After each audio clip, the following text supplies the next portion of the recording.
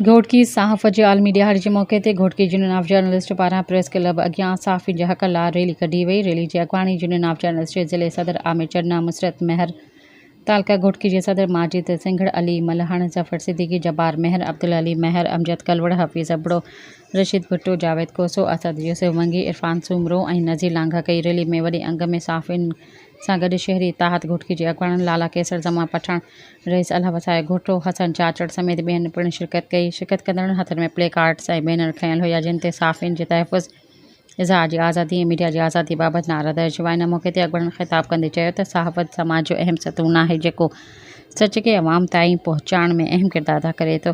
हुन सहाफ़ियुनि ख़िलाफ़ थींदड़ ज़्यादतियुनि जी मज़म्मत कंदे मुतालबो कयो त सहाफ़ियुनि खे पेश ईंदड़ मसइलनि जो फ़ौरी हल कढियो वञे। अॻवाननि वधीक चयो त हक़ सच लिखण ते सहाफ़ियुनि ख़िलाफ़ पीका एक्ट तहत कूड़ा केस दाख़िल कया पिया वञनि, जेको इज़हार जी आज़ादी ख़िलाफ़ आहे। हुन चयो त सहाफ़ियुनि खे दरपेश ख़तरा ऐं दबाव जमहूरियत जे लाइ नुक़सानकार आहिनि। तंहिं करे हुकूमत खे घुरिजे त सहाफ़ियुनि जी आज़ादी ऐं तहफ़्फ़ुज़ खे यक़ीनी बणाए वञे। सब्सक्राइब कयो अवामी न्यूज़ HD खे ऐं ताज़ा तरीन ख़बरुनि लाइ ॾिसंदा रहो अवामी न्यूज़ HD।